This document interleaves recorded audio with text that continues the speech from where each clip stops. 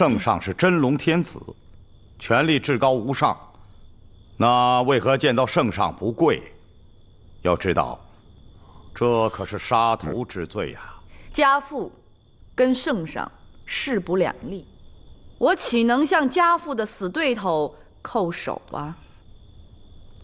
大宋建朝几十年，绝大多数债主都向圣上臣服，令尊为什么不接受纳降？缘由王爷想必知道吧？本王还真不太清楚。你父王起兵时，我父乃北汉名将。你父亲平息了其他部落，向我父还有一些将军招降。我父亲见你父亲确实是一世英才，也想归顺于他。可就在这时，也就是建大宋没几天，他却来了个杯酒释兵权，将往日里同生死的兄弟们请出了朝纲。我父得知这个消息之后，也就断了归顺的念头了。父皇之所以这么做，也是为了大宋的稳定。也许吧，可是我父亲不顺降，也不该指责。太祖将皇位交给你叔父之后，你叔父和当朝皇上10几次围剿木克寨。王爷，您可曾想到，那木克寨的乡民们饱受战乱之苦？所以，我断不能向圣上下跪。明白了。马上就要看到穆桂英出丑了，本公主自然高兴。哎，公主，2天后想想穆桂英她尴尬的样子，多解气呀！还宏伟巨制呢，我看是拙作中的拙作。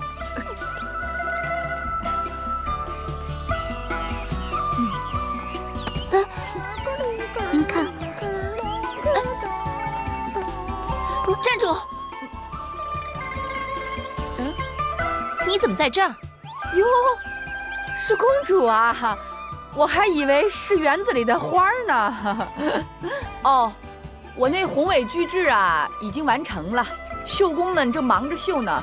我这不是闲来无事吗？这挺好。你说画完了图？对啊。怎么可能？嘿嘿，本姑娘啊，画画跟用刀那都是一样的，就是一个字儿，快。本公主看过你画的癞蛤蟆就知道，穆桂英，你的画技并不娴熟啊。这晚上作画确实不怎么样，不过我告诉你吧，要是在白天呢，我这就咔咔咔咔咔，一定是精美无比呀。哎，公主，咱可说好了3天之后才能看，你可不能偷偷的去打探我的秘密啊！哼，本公主根本就不相信你能画出什么构图，更不屑去探听什么秘密。哈哈，那就好。哎，反正呢，我现在也没什么事儿，该做的呢都做完了，请公主带我到这皇宫大院里转悠转悠。哼，放肆！你也太不识礼节了吧？对呀，本姑娘就是不懂礼节，才想向公主呢多学习学习。啊？好，本公主就带你转转。走，公主，跟上，跟上，跟上。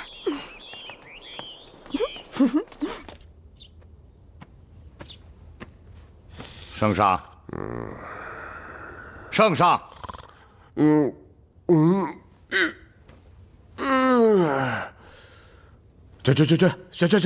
下去，去！哎呀，皇兄啊，哎呀，穆桂英说的那个事儿啊，朕想了一宿，觉得太宗和朕的确对沐雨的做法有点不妥呀。过错在沐雨身上，天下所有人都归顺了圣上，他自然不能例外。但是如果办法要是委婉一点儿，或许情况就没那么复杂了。毕竟沐雨是个刚烈之人。现在圣上没必要担心他了，他女儿嫁给了杨宗保，想必沐雨也不会再和圣上对着干。沐雨是个难得的将才，朕想召他入朝为官。这事儿好说，等穆桂英和杨元帅凯旋归来，臣前去劝说。这事儿应当顺理成章。哼哼，这件事能办成，朕也就心满意足了。但等凯旋之日，你得告诫穆桂英要守礼，在非正式场合不给朕跪，朕也就原谅他了。但是在厅堂之上，非跪不可。臣会提醒他。朕再睡会儿，你先下去吧。啊，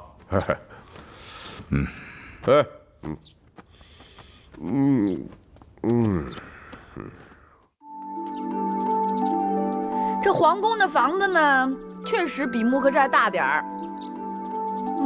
这大是大吧，只是这个花花草草太少了，缺乏生气。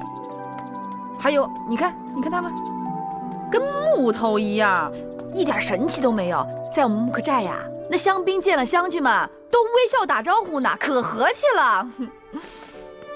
你看看他们，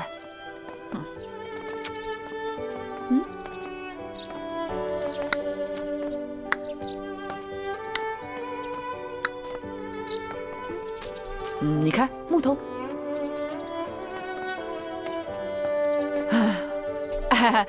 这时候也不早了，我该回这个刺绣部吃饭了。谢谢公主陪我逛这么一遭。穆姑娘啊，你看，这把你请来，你就是客人，我也该尽一下地主之谊嘛。你就在这吃吧。在这儿吃啊？哎呦，这不大合适吧？我还是回刺绣部吧。我都已经安排好了，就在这吃吧。别客气，穆姑娘。那谢谢公主了，请。哎，公主请。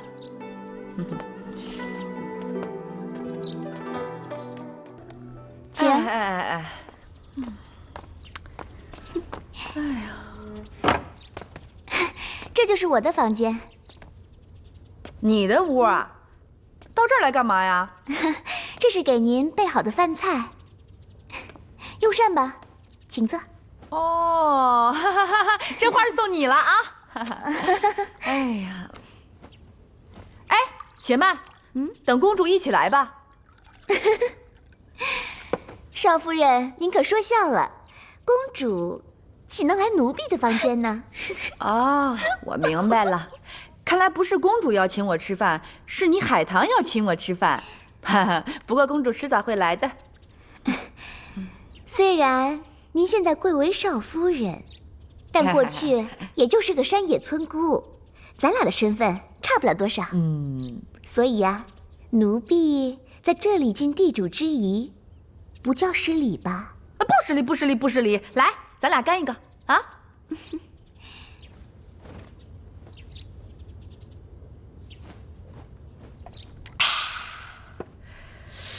哎呀，你说这公主真够体贴的哈，她怎么就知道我喜欢这一口呢？那好吃您就多吃点啊。好吃。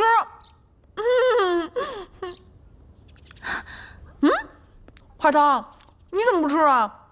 你看看这菜，这么粗糙，跟猪食差不多，看着人就心烦，哪还能吃得下呀？这怎么能是猪狗之食呢？我告诉你吧，这比天伯府的饭好吃多了。是吗？不信你尝尝呀，尝尝。哎呦，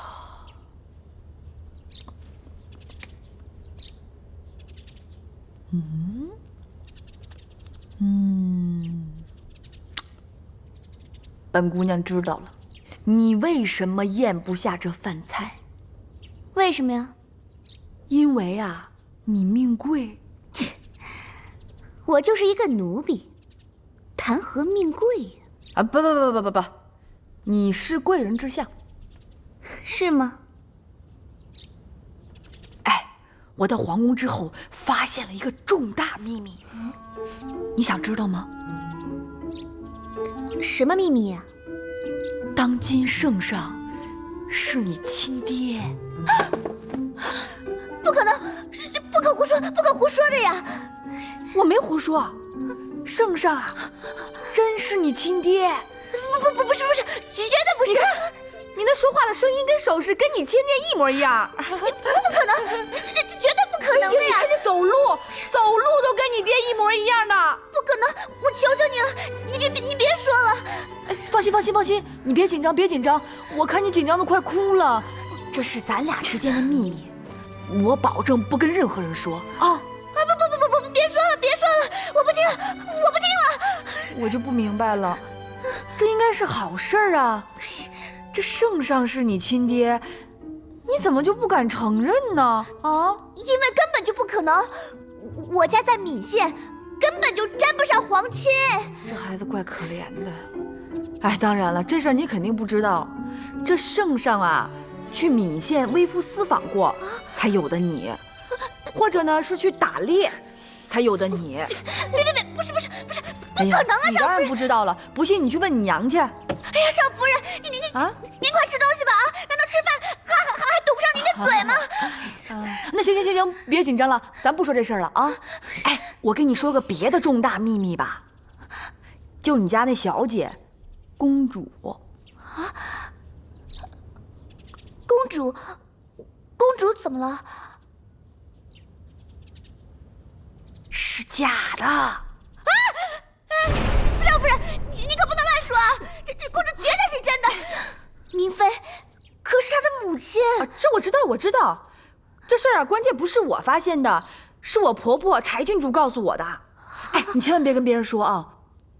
当初啊，那个妃子生了一个儿子，皇后一怒之下就用自己那个奴婢的丫头，跟这个皇妃的儿子给换了，所以现在这个丫头啊，就是你家的主子公主。啊，公主，你说什么呢？你看我说什么来着？我说公主啊，迟早会来的。来，走。我问你，你刚才说什么呢？我说什么了？你信口雌黄，你该当何罪？哎呀，我跟海棠闹着玩呢，你还当真了？你拿本公主开玩笑，你活得不耐烦了吧你？你罪该当死！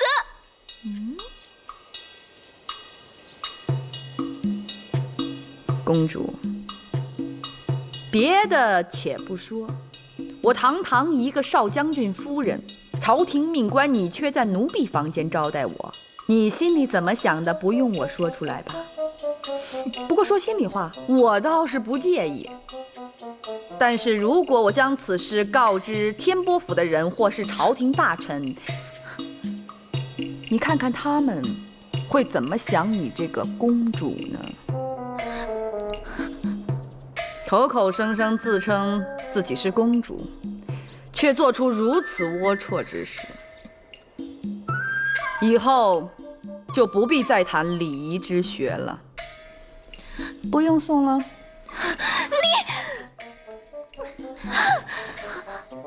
公主，你。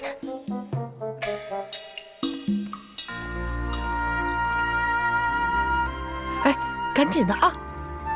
哎，这块儿得快点啊！哎，抓紧赶制啊！快点儿！来，没事。您喝茶。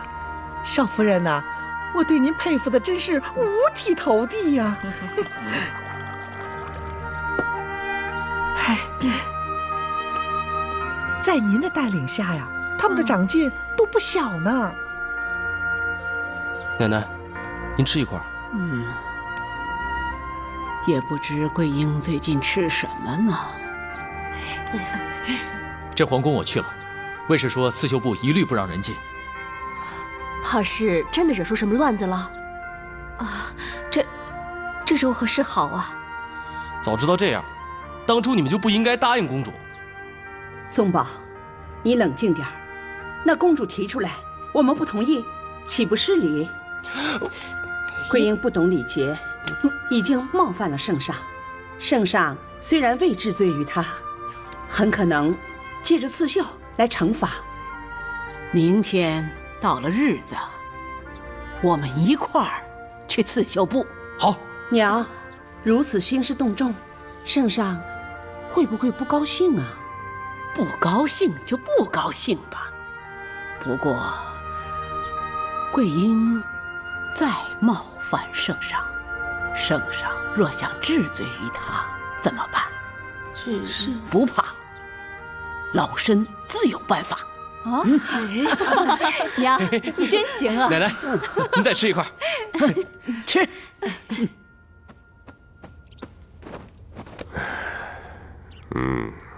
今天是看穆桂英作品的时候，父皇还记得吗？那当然了，穆桂英夸下海口，真想见识见识啊。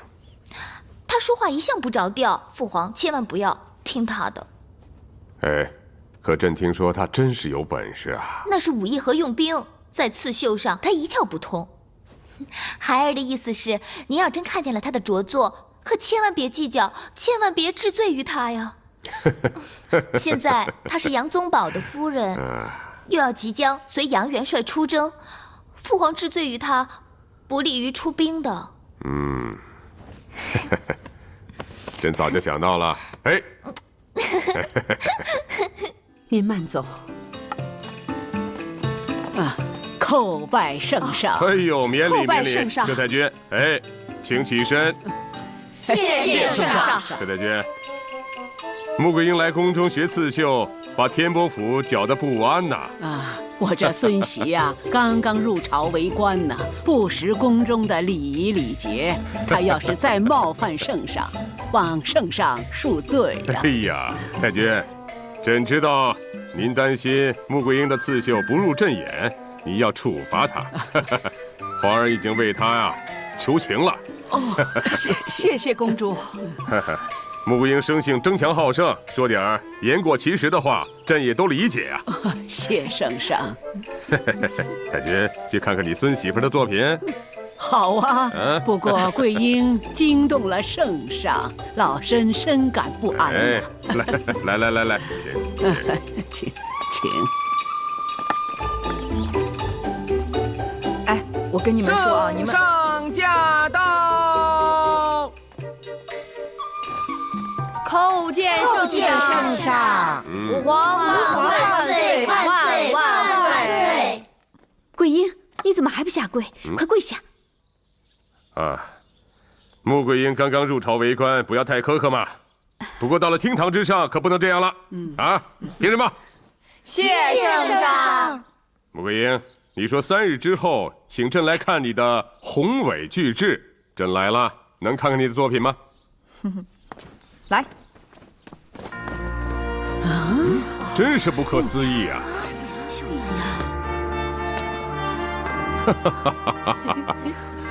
啊，穆桂英啊，你让朕刮目相看呀！来，穆桂英，这幅刺绣起名了吗？请圣上赐名。海浪长空，山川河流，大漠孤烟，花鸟树木，应该叫锦绣河山呐！啊！谢圣上。少夫人，本公主见过你的画工，知道你的画工不高，你如何能在短时间内画出波澜壮阔之图？是不是他们帮你的呀？哎，怎么讲话？来，扶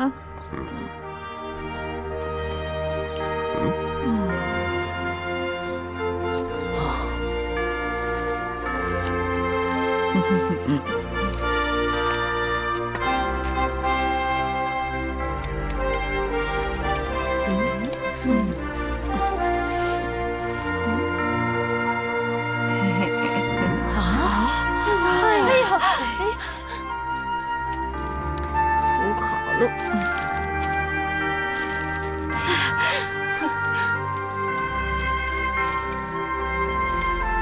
笔。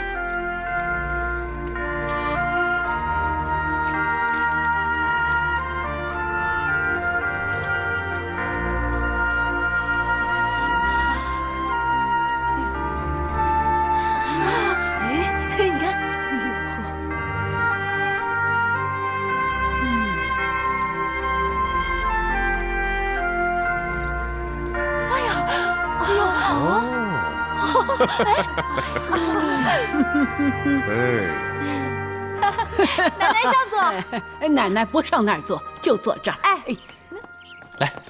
来，好，桂英啊，你的大作堪称是精彩绝伦呐，被圣上誉为锦绣山河，这都挺好的。可就是礼仪上还有所欠缺。你想啊，公主她心里犯堵啊，再无所顾忌，岂不是有过分之嫌吗？哦，他给桂英使别腿，桂英就不能讽刺他啊？哎，就算是他对她这样，他也不该对她那样。桂英啊，奶奶说的不过分。你想想啊，公主打小就喜欢宗保，如今呢是你们两个成了亲，她心里伤心至极呀。况且此事一波三折，搅的是满城风雨，她又失了大面子。你说无论从哪方面说，她想出这口气都不为过。郡主，过2天你请公主再来教桂英啊？什么？只有让她出了这口气，此事方可平息呀。奶奶，您什么时候也变得这么胆小了？嘿，奶奶可不是胆小之人，奶奶是教导你们呐，以宽厚之心去待人呐。我觉得奶奶说的呀有理。奶奶，您放心，我保证让公主呀好好的出了这口气。好，奶奶吃苹果啊！好，奶奶吃苹果。给我吃吗？公主，那穆桂英不来学，正好顺水推舟，省得见了她心烦。怎么能叫顺水推舟呢？她画出了宏伟巨制，锦绣山河，出足了风头。这事要不了了之，丢人的是我。那这么说，公主还要去天波府啊？怎么去啊？天波府的人一看出我为难穆桂英，还能再来请我吗？公主，郡主来了啊！郡主，公主，这些日子身体可好？已经没事了，坐。这就好，这就好。我们杨家的人啊，都担心着呢。谢谢。看到公主身体康健，我们天波府的人啊，也就都安心了。这样吧，今天中午您过去，这样奶奶他们看到了也就放心了。您也好再教桂英。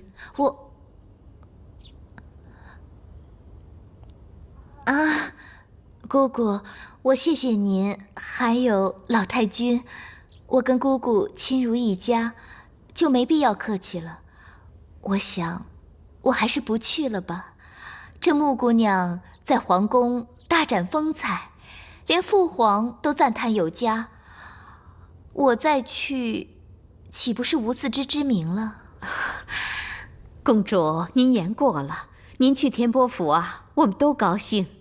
再说，这桂英得到了皇上的赏识，还不是您给创造的条件？要不是您教导她，她如何造得出锦绣山河呀？别管你愿不愿意的，公主啊，她都得教你。你不要以为你在皇宫露了脸、出了名，就飘飘然起来了。这礼仪礼节，你根本就没有掌握。再说了，圣上他能表扬你，那也是公主给你创造的条件。圣上他只看到你一时，这要是出征打仗了，跟士兵朝夕相处，不懂礼仪礼节，那不是露馅儿了？是，娘说的是。再说，你不要以为公主是为难你，她是为了你好，也是为了咱们杨家。姑姑，您就别再指责少夫人了。有些事儿啊，我做的也不好，以后我和少夫人商量着来。姑姑，这儿啊，您就放心吧，我会用心的，少夫人也会努力的，对吧？疏影啊，你这儿我是100个放心，我就是担心桂英她冒犯您，又得罪您啊。就算是有点矛盾，一会儿也就烟消云散了。是，公主说的是。桂英，你看看公主多大度。桂英，你要向公主好好学习。公主，这桂英我就交给您了。姑姑慢走。您慢走，娘慢点儿。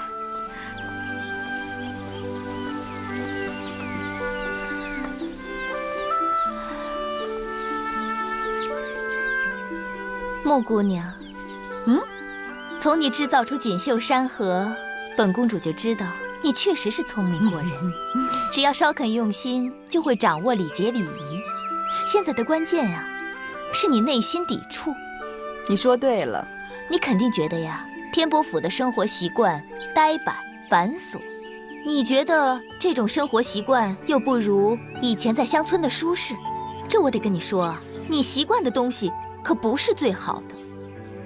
公主啊，其实本姑娘不是不懂礼仪之人，只是本姑娘是习武之人，宫廷里的做派和习惯不适合我，所以本姑娘认为适合我的那才是最好的。您听明白了吗？那你替天波府的人想过吗？他们的想法是否和你一样？太君也许和你想的是一样的，可是郡主和那些婶娘们却大相径庭。他们都出自大户人家，怎么可能适应你的习惯？我现在也不给你讲礼仪礼节了，我只想告诉你，这城里的东西啊，就是比你乡村的好。宫廷里的礼节礼仪，就是比你木刻寨的习俗强无数倍。错，不信您走着瞧吧，迟早有一天，本姑娘能改变他们。桂英啊，你给奶奶说说，公主劳心费神的来天波府教你礼仪，你怎么就这么抵触呢？我们都知道老太君疼你，可是她没有纵容你不学礼仪呀。出征迫在眉睫，你这个样子怎么随杨将军一起出征？就是桂英啊，你现在已经被杨元帅收在麾下，到时候肯定会让你带兵的。这应有的礼仪礼节，如果不懂，如何服众？对呀，他们不服，如何听你的令？合辽对阵，岂能不败？你们怎知我不会带兵？我穆桂英15岁便开始带领木刻寨的男女乡兵们拼杀，他们对我是唯命是从。那是你们木刻寨的乡兵，不是大宋的正规军。就是这乡兵的战斗力，岂能与我正规军相比？那为何这正规军久攻不下木刻寨呢？桂英，休得胡说！郡主啊，桂英不是贬低大宋军队，她就是打一个比喻。她说的也是事实，我杨家军确实在木刻寨受挫。不过现在桂英是杨家人，木刻寨的乡兵也应该归顺大宋了。哎呀，你们那公说公有理，婆说婆有理，到底谁说的对？老身也无话了。为了是非，老身觉得让桂英到兵营里去转一转。真的？不行，就他这行为做派，给官兵看见了，岂不是耻笑？不是，你如何得知啊？哎呀，娘，这还用是吗？你看，这不都摆在这儿了吗？哎呀，不是，很难做出决断呢。只要断定了，不用我多说，桂英也会潜心学习的。再说，桂英已经为将，士兵对他不熟，自然缺乏信任。对，这样如何带领重兵出征杀敌呢？公主啊，你说说老身说的对不对呀？奶奶说的对啊，你看看，既然公主说了，那就让桂英到兵营里面转一转，试一试。谢谢奶奶。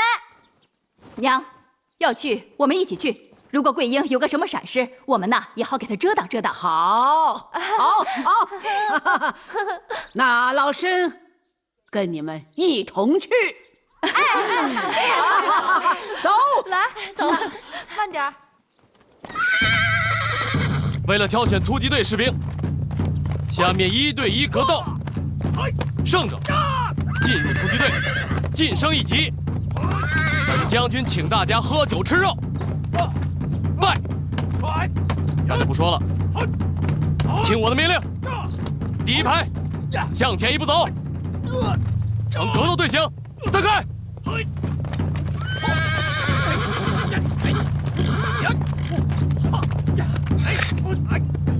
啊，杨将军干什么呢？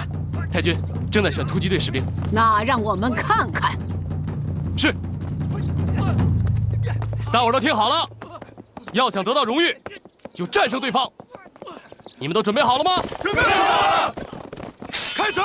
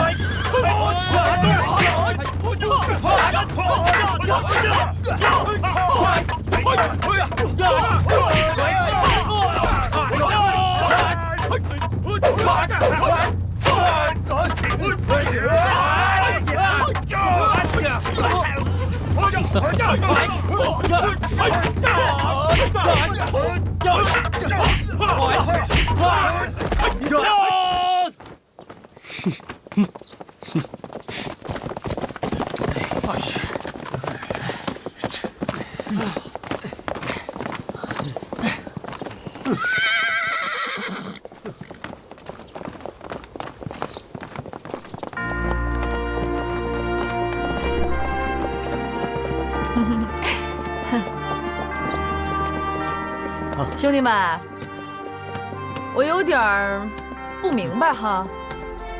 你们本来是完全可以战胜他们的，可是为什么输了呢？哦，是不是怕进了突击队战死不成？不是，我们打不过。打不过吗？我的对手块这么大，我打得过他吗？我的对手力气比我大，我实在抵挡不住。就是他，他棍法好，没有多少破绽。你的对手呢，确实坨大，但是你要攻其不备，攻其下3路。能？你知道刚才我看到什么了吗？他坨是大，力气也大，可他动作慢呀。刚才我看到你只格挡不躲闪，如果他劈你的时候，你跳到一边，趁其不备袭击他，你不就得手了吗？啊？还有你，就那个，厉害吧？确实厉害，但是往往这种厉害的人不可能是没有破绽的，而且他都有致命的弱点，腹部就是他的破绽。他举棍之时，你趁其不备点他的腹部，马上见效。不可能吧？你们要按照我说的方法去做，我保证你们几个必胜。你们知道作为一个战士最重要的是什么吗？荣誉。这么好的机会如果丧失了，那可太可惜了。怎么样？打！那就随我去战胜他们。猴子别玩了，走，喝酒吃肉了。宗宝，桂英，应该叫杨将军。哦，杨将军。哎呀，娘，你看这么不稳重，如何建立威信？怎么带兵啊？您这是要带他们去哪儿啊？喝酒吃肉啊。这好像没到喝酒吃肉的时候吧？他们刚才呢，只是侥幸获胜。如果他们就这么入选了，对他们那就太不公了。他们都是胜者，刚才你也看见了。我是看见了。如果再战的话，未必能胜吧？哦，别是又不敢吧？你们敢不敢？敢！那请。请。走，走，走，哎，走，快！快！奶奶，兄弟们，刚才我夫人说了，如果再打的话，这边可能会胜。我不信，你们信不信？不信。那就证明给他看。开始！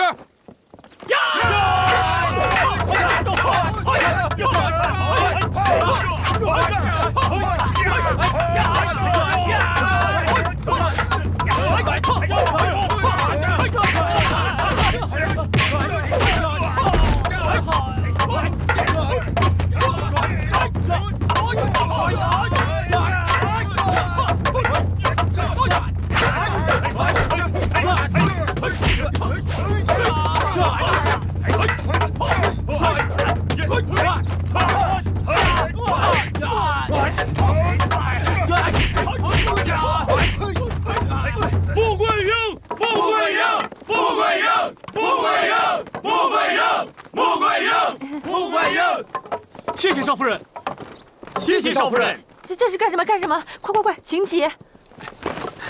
少夫人，您的办法太好用了。虽然他块儿比我大，可这次我2个回合就把他拿下了。刚才啊，我从心里触他，那家伙劲儿那么大。现在啊，他打他的，我打我的，他一下没打着我，我捅了他6、7棍呢。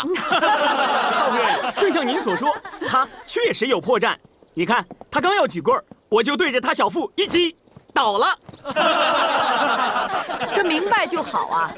双方交战，不光要使蛮劲儿，还要动脑筋呐。就刚才你们那个样子呀，连我们木克寨的女兵都打不过。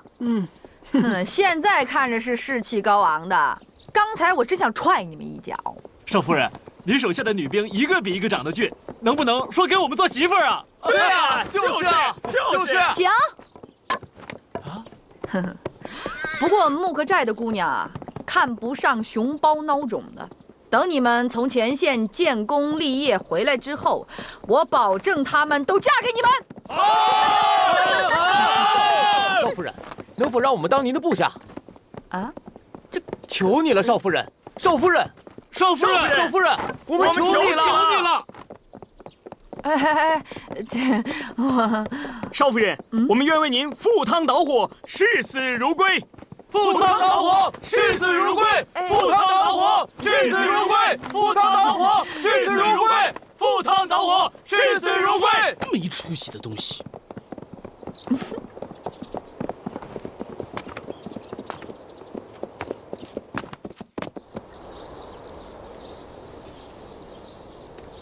集合！都给我站起来！站起来！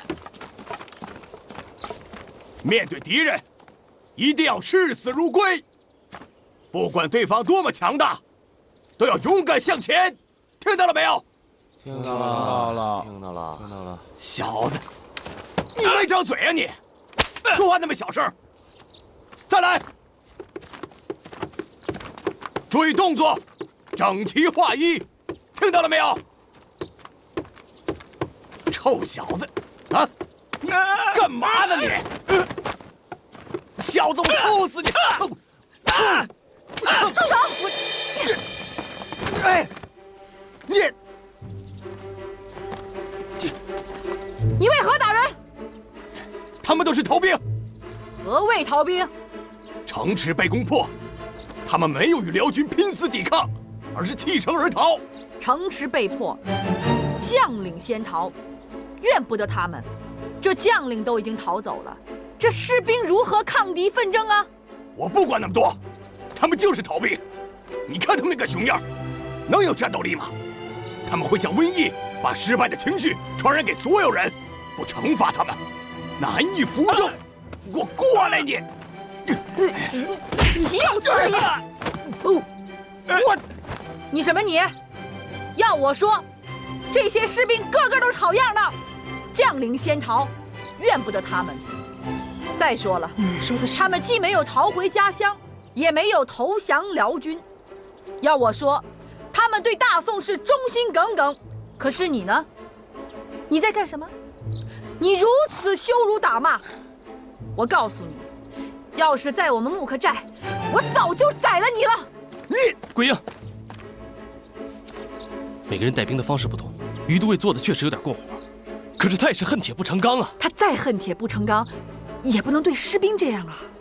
如此下去的话，这士兵怎可能心悦诚服的去攻城啊？